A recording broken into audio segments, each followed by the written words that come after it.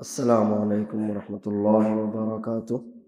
بسم اللہ الرحمن الرحیم والحمد للہ رب العالمین والصلاة والسلام علی رسول اللہ وعلی آلہ واصحابہ واتباعہ الی یوم الدین، اما بعد۔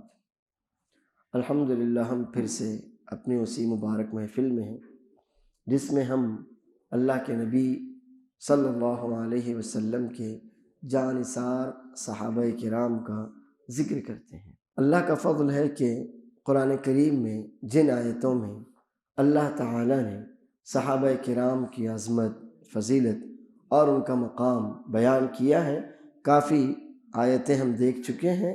انشاءاللہ آج ہمارے سامنے سورہ حدید کی ایک آیت ہے جس میں ہم یہ دیکھیں گے کہ اللہ عز و جل نے صحابہ کرام کے تعلق سے کتنی بڑی بات فرمائی ہے۔ دیکھیے 27واں پارہ سورۃ الحدید آیت نمبر 10۔ اعوذ باللہ من الشیطان الرجیم، بسم اللہ الرحمن الرحیم۔ وما لکم الا تنفقوا فی سبیل اللہ وللہ میراث السماوات والارض۔ اللہ عز و جل نے صحابہ کرام کو ابھارا۔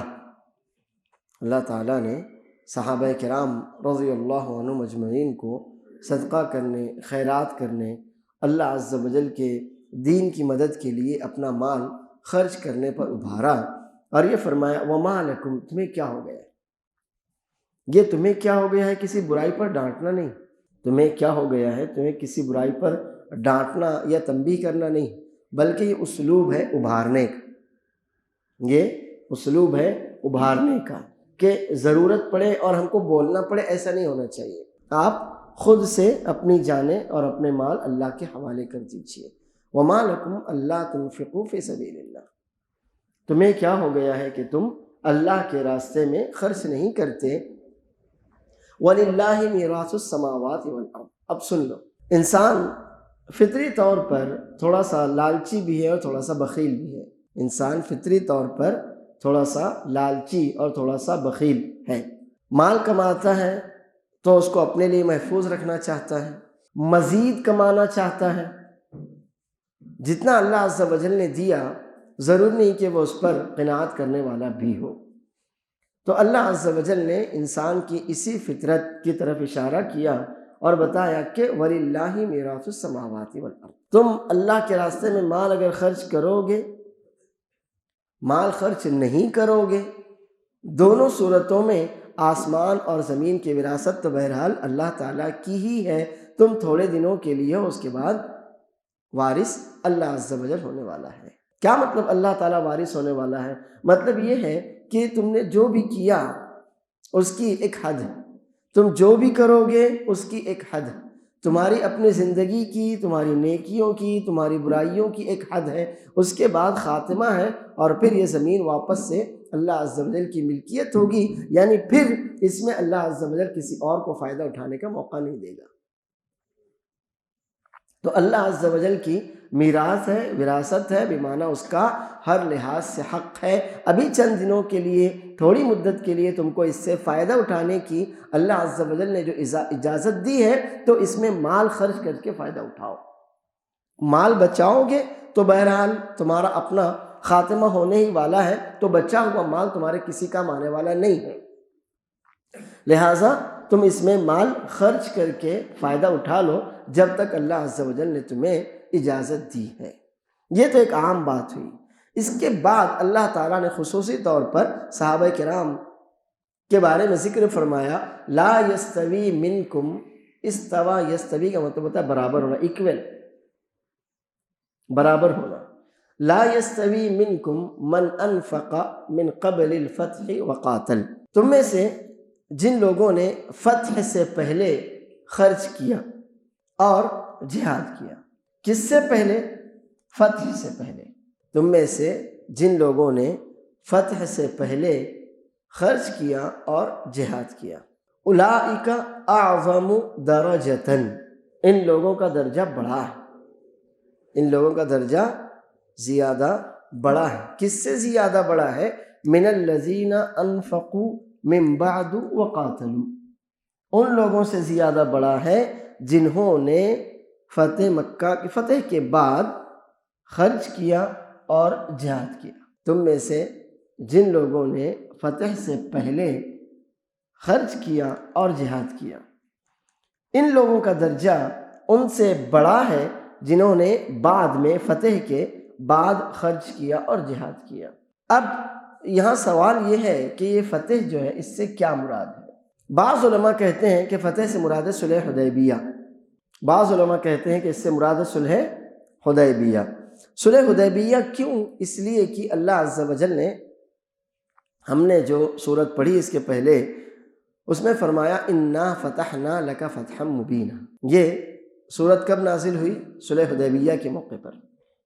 ہم نے اس کا بیک گراؤنڈ اچھی طرح سے دیکھا تھا کہ انا فتحنا لک فتحا مبینا صلح حدیبیہ کے موقع پر جب رسول اللہ صلی اللہ علیہ وسلم نے کفار مکہ سے صلح کی تھی، صحابہ کرام کو اعتراض تھا کہ ہمیں اتنا گر کر صلح کرنے کی کوئی ضرورت نہیں تھی، ہم حق پر ہیں، ہمارا دین حق ہے، تو ہم بلند رہنے والے ہیں، لہٰذا ہمیں ان سے دبنے کی کوئی ضرورت نہیں تھی۔ اللہ عز و جل نے اسی صلح کو کہا تھا انا فتحنا لک فتحا مبینا، تو اللہ عز و جل نے صلح حدیبیہ کو فتح مبین کہا تھا۔ اس میں صحابہ کرام کے لیے تسلی تھی کہ آپ نے جو صلح کی ہے، بظاہر ایسا محسوس ہو رہا ہے کہ کفار مکہ کا پلڑا بھاری، لیکن حقیقت یہ ہے کہ وہ فتح، یہ تمہاری فتح کا دروازہ کھولنے والی صلح ہے، بلکہ فتح بھی کیسے؟ مبین، کلیئر، مضبوط، جس میں کوئی شک نہ ہو، واضح، صاف۔ اور ایسا ہی ہوا۔ صلح حدیبیہ کے موقع پر جو شرائط تھیں، کفار مکہ نے جن شرطوں پر صلح کی تھی، ان میں سے ایک شرط یہ تھی کہ اگر مدینے کا کوئی آدمی ہمارے پاس آئے گا، چاہے وہ مسلمان ہی کیوں نہ ہو، تو ہم اسے واپس نہیں کریں گے، لیکن ہمارا کوئی آدمی، مکے والوں کا کوئی آدمی اگر مدینہ جاتا ہے تو چاہے وہ مسلمان ہو کر کیوں نہ گیا ہو، آپ کو اسے واپس کرنا پڑے گا۔ اب یہ بظاہر تو تکلیف ہے اس میں کہ کیسے کوئی آدمی اگر مسلمان ہو گیا تو ہم واپس اسے کافروں کے حوالے کیسے کر سکتے ہیں؟ رسول اللہ صلی اللہ علیہ وسلم نے اس کی وضاحت میں فرمایا تھا کہ دیکھو، ہمارا کوئی آدمی، مدینے کا کوئی آدمی اگر مسلمان ہے تو کافروں کے پاس ویسے بھی نہیں جائے گا، اور اگر کوئی آدمی اسلام سے پھر کر جاتا ہے تو ہمیں اس کی کوئی ضرورت ویسے بھی نہیں، تو جانے دو، اس میں سر کھپانے کی کوئی ضرورت نہیں۔ ہمارا کوئی آدمی اگر مسلمان ہے تو وہ کافروں کے پاس نہیں جائے گا، اور اگر کوئی اسلام سے پھر کر کافروں کے پاس جاتا ہے تو بہتر ہے، خس کم جہاں پاک، ہمیں اس کی ضرورت نہیں۔ رہا مسئلہ وہاں سے آنے والوں کا کہ جو لوگ وہاں کے اگر مسلمان ہوں اور مدینہ منورہ جائیں تو مسلمان پابند ہیں کہ ان کو لوٹائیں گے۔ رسول اللہ صلی اللہ علیہ وسلم نے فرمایا کہ اللہ ان کے لیے کوئی راستہ نکال دے گا، اللہ تعالیٰ ان کے لیے کوئی راستہ نکال دے گا۔ ایسا ہی ہوا، چند صحابہ کرام مسلمان ہوئے، مکے سے مدینہ پہنچے، کفار مکہ ان کے پیچھے پیچھے پہنچے کہ ہمارے لوگ انہیں واپس کیجیے۔ رسول اللہ صلی اللہ علیہ وسلم نے واپس کیا، آگے جا کر انہوں نے ان کافروں کو قتل کیا، مارنے کے بعد مدینہ نہیں پہنچے کیونکہ مدینہ سے واپس ہو چکے تھے۔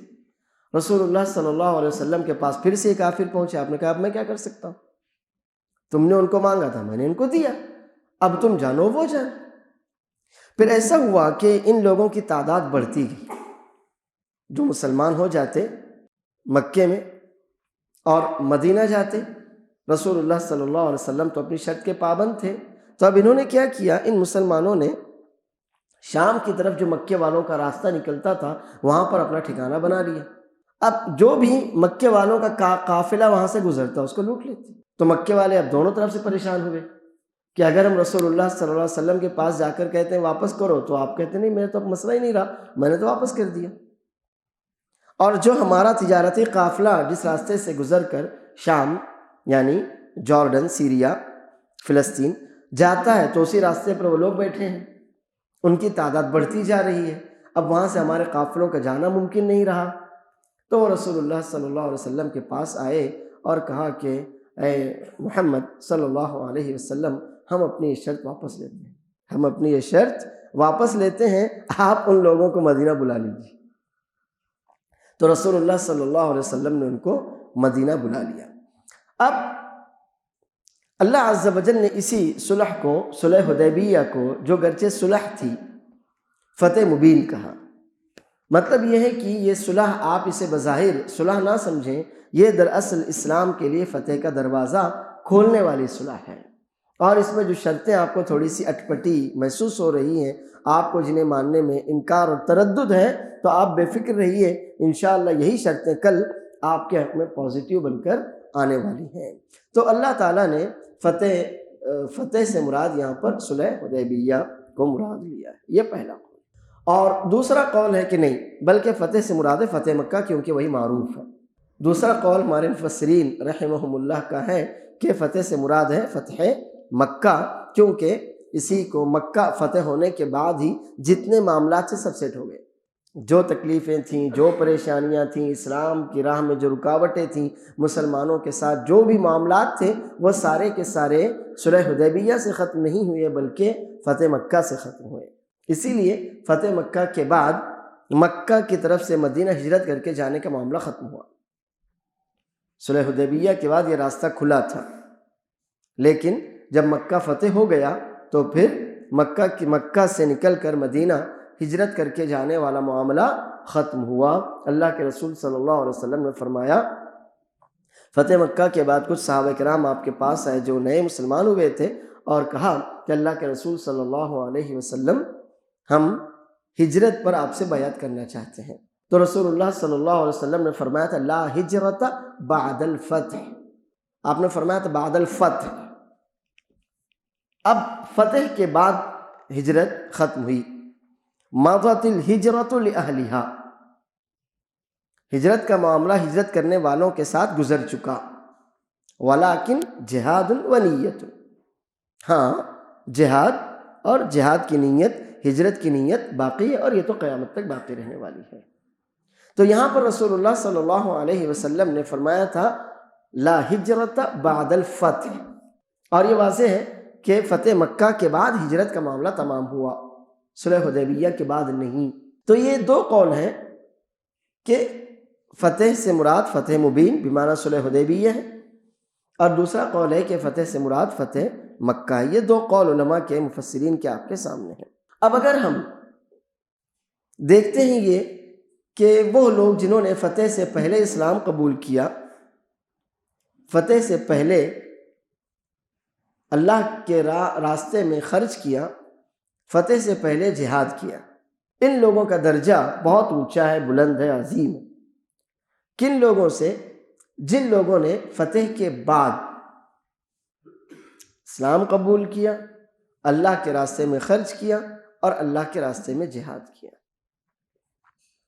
تو اس سے چاہے آپ فتح مکہ مراد لیں یا صلح حدیبیہ مراد لیں، بہرحال ثابت یہ ہوا کہ جتنے بھی صحابہ کرام ہیں، چاہے انہوں نے پہلے اسلام قبول کیا ہو یا بعد میں اسلام قبول کیا ہو، اصل مسئلہ یہ ہے وَكُلًّا وَعَدَ اللَّهُ الْحُسْنَى، اللہ تعالیٰ نے ان سب سے وعدہ کیا ہے الحسنہ۔ یہ حسنہ کیا ہے؟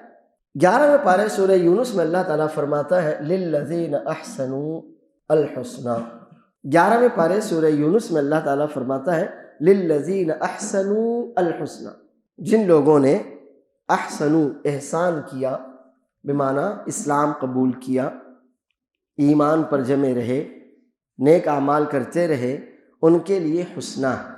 مفسرین رحمہم اللہ کہتے ہیں حسنہ بمعنی جنت، حسنہ بمعنی جنت، تو وہی جنت ہے جس کا وعدہ اللہ عز و جل نے یہاں صحابہ کرام سے کیا ہے۔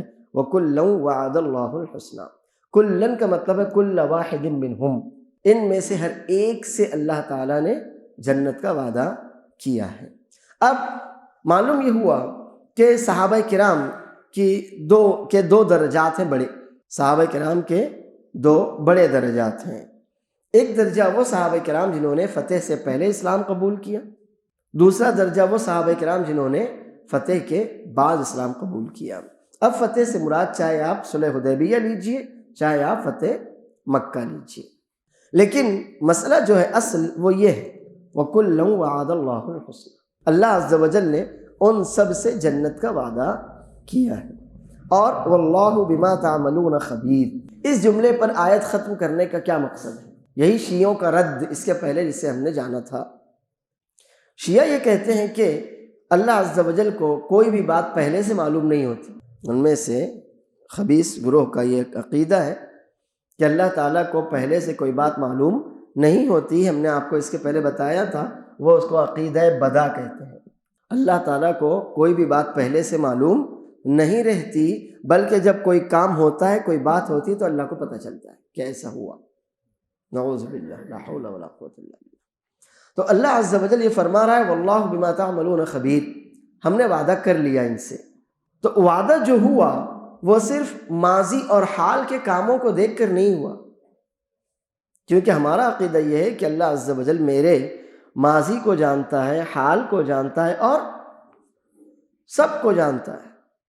اللہ رب العالمین نے پوری کائنات کو پیدا کرنے سے پہلے ہر ذرے کی تقدیر لکھ رکھی ہے، اور تقدیر اللہ تعالیٰ کا علم، اور تقدیر اللہ تعالیٰ کا علم، اللہ عز و جل کا وہ علم جو اس نے مخلوق کو پیدا کرنے سے 50,000 سال پہلے لکھا ہے۔ تو اللہ عز و جل نے جو یہ کہا واللہ بما تعملون، اس پر دھیان دیجئے، اس کے پہلے یہ بات گزری ہے کہ یہ جو آپ کے سامنے کلمہ ہے تعملون، یہ پریزنٹ پلس فیوچر ٹینس کے لیے آتا ہے، دونوں کے لیے آتا ہے۔ تم جو کر رہے ہو، تم جو کرتے ہو، تم جو کرنے والے ہو، تم جو کر رہے ہو، تم جو کرتے ہو، تم جو مستقبل میں فیوچر میں مرنے تک کبھی بھی کرنے والے ہو، ان سارے کاموں پر یہ کلمہ دلالت کرتا ہے۔ دراصل معاملہ یہ ہے کہ شیعوں نے جو یہ کہا صحابہ کرام رضی اللہ عنہم کے تعلق سے کہ نبی صلی اللہ علیہ وسلم کی وفات تک تو بات ٹھیک ہے، لیکن نبی صلی اللہ علیہ وسلم کی وفات کے بعد آپ جانتے ہی ہوں گے کہ کیا خرافات ہیں ان شیعوں کی۔ تو قرآن کریم کا دراصل انکار، شیعوں کے یہاں قرآن کریم کا انکار پایا جاتا ہے، وہ قرآن کریم کو نہیں مانتے، سب جھوٹ ہے، جو کچھ بھی ہے وہ جھوٹ ہے، اور وہ ان کا ایک عقیدہ ہے تقیہ کے نام سے۔ تقیہ کا مطلب ہوتا ہے اپنے آپ کو چھپا کر رکھنا۔ یہودیوں میں جاؤ تو یہودی بن جاؤ، اندر سے شیعہ رہو، ہندوؤں میں جاؤ تو ہندو بن جاؤ، اندر سے شیعہ رہو، مسلمانوں میں رہو تو مسلمان بن جاؤ، اندر سے شیعہ رہو، اپنے آپ کو چھپا کر رکھنا، اپنا عقیدہ کسی کے سامنے ظاہر نہیں کرنا۔ اسی لیے آپ کسی بھی شیعہ سے پوچھیں گے کبھی نہیں بتائے گا آپ کو یہ سب چیزیں۔ حتیٰ کہ ان خرافاتیوں نے علی رضی اللہ عنہ کو بھی اسی عقیدے کا شکار بنایا۔ جب اسے کہا جاتا ہے کہ ابو بکر، عمر، عثمان کے ہاتھ پر علی نے بیعت کیوں کی، تو کہتے ہیں اس وجہ سے وہ انتظار میں تھے کہ جب موقع آئے گا تو اس کے بعد ہم اپنی خلافت کا دعویٰ کریں گے۔ تو بھائی کیوں کی آپ نے بیعت ابو بکر کے ہاتھ پر، عثمان کے ہاتھ پر، علی کے ہاتھ پر؟ تو اس وجہ سے کی۔ خیر، تو اب یہاں پر مسئلہ جو ہے ہمارے سامنے وہ کلیئر ہے، وہ یہ ہے کہ وَكُلًّا وَعَدَ اللَّهُ الْحُسْنَى، جتنے بھی صحابہ کرام ہیں اللہ عز و جل نے ان سب سے جنت کا وعدہ کیا ہے، اور ان سے جو اللہ نے جنت کا وعدہ کیا وہ حال، مستقبل، ماضی سب کو شامل ہے۔ اللہ عز و جل نے یہ نہیں کہا کہ واللہ بما علمتم خبیر، پاسٹ کا صیغہ، پاسٹ کا کلمہ استعمال نہیں کیا کہ تم نے جو کیا، نہیں، اللہ نے کہا تم جو کر رہے ہو، تم جو کرتے ہو، تم جو کرنے والے ہو۔ اللہ تعالیٰ ان تمام باتوں کی، ان تمام کاموں کی پوری خبر رکھتا ہے۔ اب یہ آیت بنیادی طور سے ہمارے سامنے جو اہم باتیں رکھتی ہیں ان میں سے پہلی بات یہ ہے کہ تمام صحابہ کرام جنتی ہیں۔ یہ آیت ہمارے سامنے جو پہلی بات رکھتی ہے وہ یہ کہ تمام صحابہ کرام جنتی ہیں، یہ پہلی بات۔ دوسری بات جو آیت ہمارے سامنے رکھتی ہے وہ یہ ہے کہ صحابہ کرام کے آپس میں دو درجات ہیں، دو۔ ایک وہ صحابہ کرام جنہوں نے فتح سے پہلے صلح حدیبیہ مانیے یا فتح مکہ مانیے، اگر صلح حدیبیہ مانیں گے اس کو تو اس میں سے رسول اللہ صلی اللہ علیہ وسلم کے داماد زینب رضی اللہ عنہ کے شوہر ابو العاص بن ربیع نکل جائیں گے، اس میں سے خالد بن ولید رضی اللہ عنہ، عمرو بن عاص رضی اللہ عنہ نکل جائیں، اس لیے کہ ان تین، بلکہ اور بہت بڑے اور صحابہ کرام، تین کا نام میں نے بطور مثال آپ کے سامنے رکھا۔ کیوں؟ اس لیے کہ رسول اللہ صلی اللہ علیہ وسلم کے داماد زینب، بڑی آپ کی بیٹی تھی، زینب رضی اللہ عنہ کے شوہر ابو العاص بن ربیع نے صلح حدیبیہ کے بعد اسلام قبول کیا۔ خالد بن ولید رضی اللہ عنہ نے اور اسی طرح عمرو بن عاص رضی اللہ عنہ نے صلح حدیبیہ کے بعد اسلام قبول کیا۔ تو یہ لوگ بعد میں اسلام قبول کرنے والے ہوئے، انہوں نے صلح حدیبیہ کے بعد اسلام قبول کیا، لہٰذا پہلے درجے سے لوگ نکل جائیں گے۔ لیکن اگر آپ کہتے ہیں کہ نہیں بلکہ فتح سے مراد فتح مکہ ہے، تو پھر یہ لوگ بھی اس پہلی کیٹیگری میں شامل ہو جائیں گے، بس اتنا فرق پڑے گا۔ لیکن رہا مسئلہ صحابی ہونے کا، تو تمام کے تمام صحابی ہیں، وَكُلًّا وَعَدَ اللَّهُ الْحُسْنَىٰ، وہ ان کے آپس میں درجات ہیں، وہ ان کے آپس میں درجات ہیں۔ اور علماء کرام رحمہم اللہ نے صحابہ کرام کے درجات جو تقسیم کیے تو کل 12 درجات بتائے۔ صحابہ کرام رضی اللہ عنہم اجمعین کو کل 12 درجات میں 12 خانوں میں بانٹا ہے ابن سعد نے الطبقات میں، اور انہی کے بعد آگے چلتے ہوئے امام حاکم نے جو کتابیں لکھی ہیں خاص طور پر صحابہ کرام پر، تو ان میں صحابہ کرام کے کل 12 درجات بتائے ہیں۔ کیسے ہیں وہ درجات؟ ایک وہ صحابہ کرام جنہوں نے بالکل شروعات میں اسلام قبول کیا، جیسے ابو بکر، علی، زید، خدیجہ، پھر دھیرے دھیرے عشرہ مبشرہ میں سے کئی لوگ، اور اس طرح سے وہ 40 صحابہ کرام۔ اس کے بعد پھر وہ صحابہ کرام جنہوں نے حبشہ کی طرف ہجرت کی، پہلی ہجرت، پھر وہ صحابہ کرام جنہوں نے حبشہ کی طرف دوسری ہجرت کی، پھر وہ صحابہ کرام جو رسول اللہ صلی اللہ علیہ وسلم کے پاس مدینے سے آئے تھے اور حج کے موقع پر آپ کے ہاتھ پر بیعت کی، پھر وہ صحابہ کرام جو دوسری بیعت میں شامل ہوئے تھے، وہ صحابہ کرام جنہوں نے ہجرت کی مدینے کی طرف، وہ صحابہ کرام جو جنگ بدر میں شریک ہوئے، وہ صحابہ کرام جو جنگ خندق میں شریک ہوئے، وہ صحابہ کرام جو بیعت رضوان میں، جس کا تذکرہ سورۃ الفتح میں گزرا، لقد رضی اللہ عن المؤمنین اذ یبایعونک تحت الشجرہ، اللہ عز و جل صحابہ کرام سے، مومنوں سے راضی ہوا جب کہ وہ ایک درخت کے نیچے آپ کے ہاتھ پر بیعت کر رہے تھے۔ تو وہ صحابہ کرام جو بیعت رضوان میں شامل ہوئے، پھر وہ صحابہ کرام جو فتح مکہ کے بعد مسلمان ہوئے، اور اس کے بعد پھر رسول اللہ صلی اللہ علیہ وسلم کی زندگی تک جتنے لوگ مسلمان ہوتے رہے وہ سب کے سب 12ویں طبقے میں ہیں۔ تو اس طرح سے علماء نے صحابہ کرام کو کل 12 طبقات میں، طبقات یعنی درجات، 12 درجات میں، 12 کیٹیگریز، 12 خانوں میں بانٹا ہے، جن میں سے ایک بڑا خانہ آپ کے سامنے ہے یہاں پر، فتح مکہ کہہ لیجئے یا صلح حدیبیہ کہہ لیجئے سے پہلے مسلمان ہونے والے صحابہ کرام، اور دوسرے درجے میں وہ صحابہ کرام جو اس کے بعد مسلمان ہوئے۔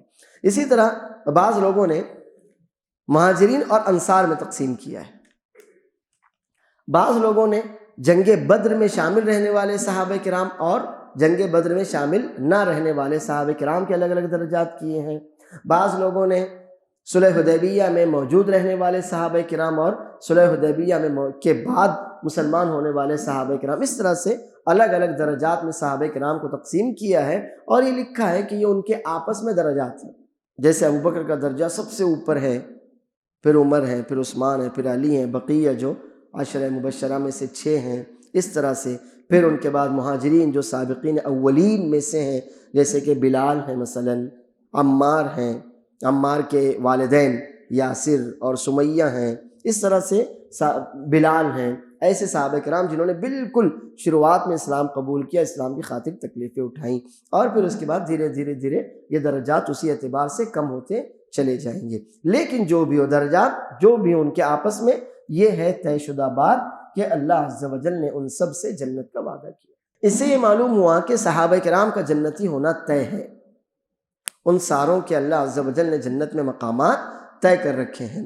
اب کوئی آدمی اگر آتا ہے اور کسی بھی صحابی کے بارے میں آپ سے کچھ کہتا ہے، کچھ بھی، تو آپ اس کے سامنے یہ آیت رکھیے کہ جن کے ظاہر باطن، جن کے ماضی حال مستقبل سب کو جان کر اللہ عز و جل نے جن سے جنت کا وعدہ کیا، ان کے بارے میں کسی بھی طرح کی کوئی بات کہنا ان لوگوں کو کیسے زیب دے سکتا ہے کہ جن کی جنت کی کوئی ضمانت نہیں، ہمارے اور آپ کے جنت میں جانے کی کوئی گارنٹی نہیں، کوئی ضمانت نہیں ہے کہ ہم جنت میں جائیں گے بھی یا نہیں جائیں گے۔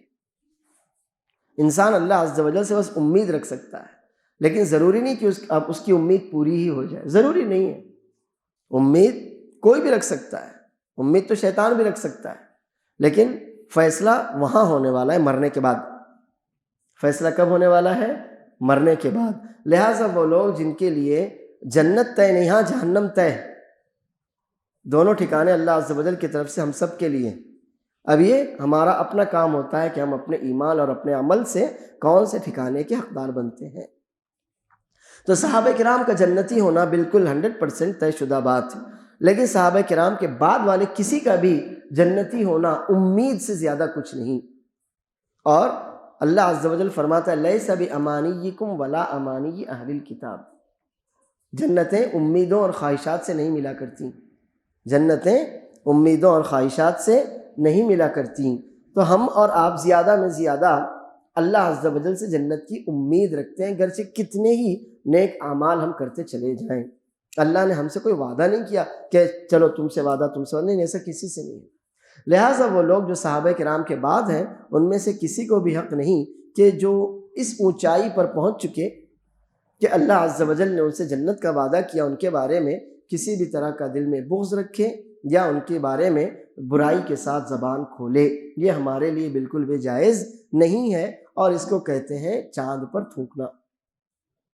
کیا کہتے ہیں اس کو؟ چاند پر تھوکنا۔ اب چاند پر تھوکیں گے تو چاند تک پہنچے گا نا؟ کہاں آئے گا وہ؟ واپس آپ ہی کے منہ پر آئے گا۔ لہٰذا اگر کوئی کسی بھی صحابی کے تعلق سے برا عقیدہ رکھتا ہے، برا گمان رکھتا ہے، برا خیال رکھتا ہے، یا اپنی زبان کسی بھی صحابی کے تعلق سے برائی کے ساتھ کھولتا ہے، تو وہ چاند پر تھوکتا ہے کہ جس کا نقصان اس کو خود دنیا میں اور آخرت میں ضرور بضرور ہونے والا ہے۔ تو آج کی ہماری یہ آیت تھی، سورۃ الحدید کی یہ آیت ہے جس میں اللہ عز و جل نے تمام صحابہ کرام کے جنتی ہونے کا وعدہ کیا اور اس بات کو قیامت تک ہماری زبانوں پر جاری کر دیا۔ وباللہ التوفیق، وصلی اللہ وسلم وبارک علی نبینا محمد۔ کوئی سوال ہو تو آپ پوچھ سکتے ہیں۔ صحابہ کا سوال کرنے کا طریقہ کیا تھا؟ پرائیویٹ میں کون سا کرنا چاہیے، پبلک میں کون سا کرنا اور کون سا نہیں؟ صحابہ کے بارے میں آپ پوچھنا چاہتے ہیں؟ نہیں، ان کا طریقہ کیا تھا؟ صحابہ کرام رضی اللہ عنہم کا سوال پوچھنے کا طریقہ کیا تھا؟ صحابہ کرام رضی اللہ عنہم رسول اللہ صلی اللہ علیہ وسلم کے ساتھ پوری تہذیب، ادب اور مروت سے سوال پوچھتے تھے۔ مثلا ایک علی رضی اللہ عنہ کہتے ہیں کہ مجھے مزی، آپ جو جانتے ہی ہوں گے، مزی کا میں مبتلا تھا، گویا ایک طرح سے وہ بیماری تھی، لیکن اب مسئلہ یہ تھا کہ میں رسول اللہ صلی اللہ علیہ وسلم سے پوچھنے میں ہچکچاتا تھا، شرم تھی۔ کیوں؟ کیونکہ آپ کے داماد بھی تھے، چچا زاد بھائی تو پہلے تھے، لیکن بعد میں داماد اور سسر کا رشتہ ہو گیا تھا۔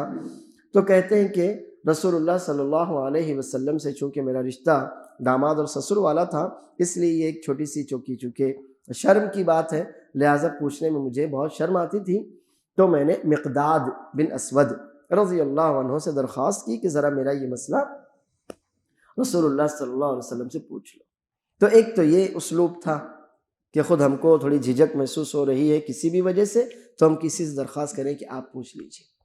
دوسرا یہ تھا کہ اگر کوئی پرسنل سوال ہوتا تو صحابہ کرام رسول اللہ صلی اللہ علیہ وسلم سے پرسنلی ملاقات کرتے تھے، مسجد میں یا آپ کے گھر میں یا کہیں اور اگر ایسی کوئی بات نہیں تھی، کوئی بات ایسی ہوتی ہے کہ پبلکلی سے عام کیا جائے، تو پھر صحابہ کرام رضی اللہ عنہم رسول اللہ صلی اللہ علیہ وسلم کی محفلوں میں وہ بات سوالات پوچھا کرتے تھے۔ تو تینوں طرح سے صحابہ کرام رضی اللہ عنہم نے نبی کریم صلی اللہ علیہ وسلم سے سوالات پوچھے ہیں۔ بہت سی دفعہ ایسا ہوتا کہ صحابہ کرام کے ذہن میں کوئی سوال ہوتا، لیکن رسول اللہ صلی اللہ علیہ وسلم کے رعب اور آپ کی ہیبت سے وہ سوال نہیں پوچھ پاتے، تو چاہتے تھے کہ کوئی اجنبی آدمی آئے اور یہ سوال پوچھ لے۔ تو یہ چاروں طریقے صحابہ کرام رضی اللہ عنہم سے ہم کو ملتے ہیں۔ واللہ اعلم۔ عشرہ مبشرہ 10 ہیں، عشرہ یعنی 10، اور مبشرہ جنہیں جنت کی بشارت دی گئی، ابو بکر، عمر، عثمان، علی، تو معلوم ہے سب کو۔ ان کے بعد پھر سعد بن ابی وقاص، سعید بن زید، عبد الرحمن بن عوف، زبیر بن عوام، طلحہ بن عبید اللہ اور ابو عبیدہ بن جراح رضی اللہ عنہم اجمعین۔ کل 10 ہیں، اور بھی بہت سے ہیں، لیکن یہ اکٹھا 10 ہیں جن کو ایک ہی محفل میں جنت کی بشارت دی گئی، ورنہ ان کے علاوہ اور بھی صحابہ کرام ہیں جن کو جیسے بلال کے بارے میں کہا گیا کہ میں نے جنت میں بلال کے چلنے کی آواز سنی، تو ایسے عمار کے والدین یاسر اور سمیہ سے کہا گیا کہ اے عمار کے گھرانے والوں، اے یاسر کے گھرانے والوں، صبر کرو، ہمارا ملنا جنت میں ہے۔ تو ایسے اور کئی صحابہ کرام ہیں، مرد و خواتین، کہ اللہ کے رسول صلی اللہ علیہ وسلم نے ان کو جنت کی بشارت دی۔ مثلا جبرائیل علیہ السلام رسول اللہ صلی اللہ علیہ وسلم کے پاس آئے اور کہا کہ دیکھو آپ کے پاس ابھی خدیجہ آنے والی ہیں، ان کے ہاتھ میں ایک برتن ہے جس میں کچھ کھانا ہے، وہ آ جائیں تو انہیں اللہ کی طرف سے اور میری طرف سے سلام کہنا اور جنت میں ان کو ایک محل کی خوشخبری دینا۔ تو ایسے بہت سے صحابہ کرام مرد و خواتین ہیں جن کو جنت کی بشارت دی گئی۔ اللہ اعلم۔ اس ملک میں صحابہ کرام کی تاریخ دیکھیں، اس ملک میں صحابہ کرام کا آنا مجھے نہیں معلوم، لیکن یہ ہے کہ عمر رضی اللہ عنہ کے دور میں 5 مسلمان ہندوستان میں آئے تھے۔ جو سمندری بارڈر ہے ہمارا، کیرلا سے شروع ہوتا ہے پھر پورا ادھر آگے کراچی تک پہنچتا ہے، یہ 5 مسلمانوں کے آنے کا ثبوت ملتا ہے، اور عثمان رضی اللہ عنہ کے دور میں 28 لوگوں کے آنے کا ثبوت ملتا ہے، لیکن یہ واضح نہیں ہے کہ وہ صحابہ کرام تھے یا نہیں، واللہ اعلم۔ اور پھر ان کے بعد تابعین کے دور میں تو وضاحت ہے، محمد بن قاسم نے جو سندھ پر یعنی وہی ہندوستان کا وہ حصہ جو پہلے پاکستان میں شامل تھا، یہ سندھ کہلاتا تھا، محمد بن قاسم نے سندھ پر حملہ کیا، یہ تابعین کے زمانے کی بات ہے، تو یہ واضح ہے۔ باقی صحابہ کرام میں سے کوئی آیا تھا یا نہیں، اس بارے میں مجھے علم نہیں ہے، واللہ اعلم۔